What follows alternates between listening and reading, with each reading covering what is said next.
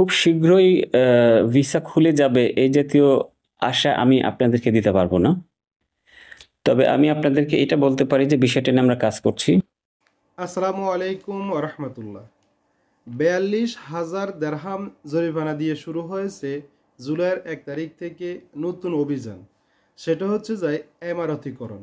এই এমারতিকরণ করতে গিয়ে কপাল ফুটবে সকল প্রবাসীদের, এবং এটার উপরে বিশেষ করে অলরেডি অভিযানও চালু হয়েছে। এখন এই এমারতিকরণটা কি? এমারতিকরণটা হচ্ছে যায় সংযুক্ত আরব আমিরাতের ছোট বলেন আর বড় বলেন যে কোম্পানিতে 50-এর অধিক লোক রয়েছে, 50-এর অধিক লোক রয়েছে ওই কোম্পানিতে 1% এমারতিকরণ। মানে এমারতে যারা দক্ষ আরবি যারা রয়েছে এই আরবিগুলোকে এখানে নিয়োগ দিতে হবে। যদি আরবিদেরকে নিয়োগ দেওয়া না হয়ে থাকে তাহলে সংযুক্ত আরব আমিরাতের প্রত্যেকটি স্কোপ থেকে, মানে প্রত্যেকটি জায়গা থেকে তাদেরকে জরিমানার আওতায় নিয়ে আসা হচ্ছে। সাথে সাথে শুধু এখানে নয়, অনেকের কিন্তু অলরেডি লাইসেন্স বাতিল হতে চলেছে। শুধু এমারতিকরণ করলেই হবে না, এখানে তাদের জন্য নির্দিষ্ট যে সরকারের যে রুল রয়েছে, তাদের বাসস্থান এবং তাদের সার্ভিস এবং তাদের ডক্টর খরচ, মানে অল নিয়ল সব কিছু তাদেরকে সম্মানজনক বেতনের মাধ্যম দিয়ে তাদেরকে নিয়োগ দিতে হবে। যদি না নিয়োগ দেওয়া হয়ে থাকে তাহলে 42,000 দেরহাম জরিমানা আওতায় নিয়ে আসা হচ্ছে।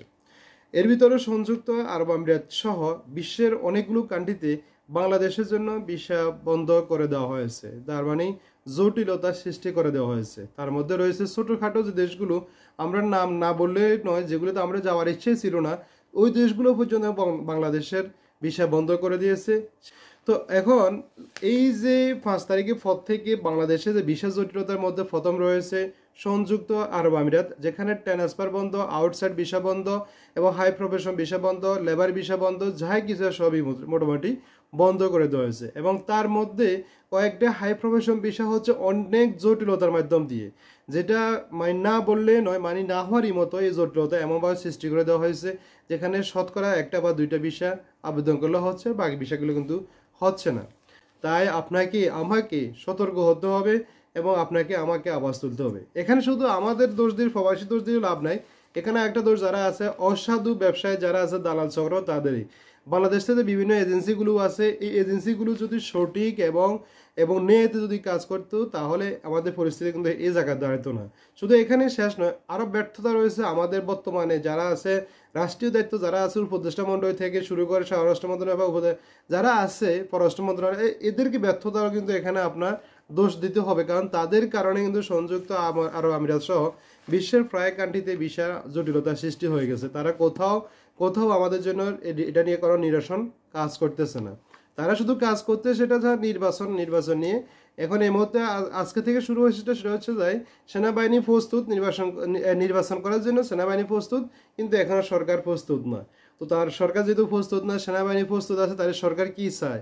এদিকে করছে না, আমাদেরকে ওদিকে করে দিচ্ছে না। অলরেডি বাংলাদেশি যারা আছে আমাদের দুবাই থেকে অনেকেরই শাটডাউন কর্মসূচি চালু হয়েছে। যদি এই শাটডাউন কর্মসূচির মাধ্যমে যদি আমাদের যদি গণগতি হয়ে থাকে তাহলে তো হয়েছে, আর গতি না হয়ে থাকে তাহলে আমাদের মনে হয় গতি হবে বলে মনে হয় না। কারণ সংযুক্ত আরব আমিরাতের বিষয় আমাদের জন্য এমনভাবে জটিল করে দেওয়া হয়েছে, এবং এখানে যেসব অকারেজ হচ্ছে এই অকারেজগুলো যেটা আর গত 2-3 দিন আগে শারজাতে একটা খেজুরের বিচি নিয়ে ঝগড়া করে এক বাঙালি মানে এক্সপার্ট রেট মারিয়ে ফেলেছে। একটা সোজা কথা হচ্ছে যে এটাই। তো এই ইস্যু জটিলতাগুলোর জন্য কারা করতেছে জটিলতা, এদেশে এমবেসি আছে সব কিছু, তাদেরকে নিয়ে বসে এগুলোকে ধরে নেওয়া দরকার, যাদের কারণে দুবাইয়ের যে সমস্যাগুলো হচ্ছে এই সমস্যাগুলো ধরে নেওয়ার দরকার। ধরে নিয়ে তাদেরকে অলরেডি বাংলাদেশে পাঠিয়ে দিয়ে ওইখানে বাংলাদেশে আইনি আওতা নিয়ে আসা হতো, আইনে আওতা নিয়ে আসতে হবে। যদি না আইনে আওতা নিয়ে না আসা হয় তাহলে কিন্তু এই দেশে আজ জটিলতা তারা বাড়তে থাকবে। একটা সময় এসে সংযুক্ত আরব আমিরাতে বাংলাদেশের জন্য ভিসা টোটালি বন্ধ করে দেওয়া হবে। তো ভালো থাকবেন, সুস্থ থাকবেন। আল্লাহ হাফেজ। আসসালামু আলাইকুম রহমতুল্লাহি ওবরাকাতুহু।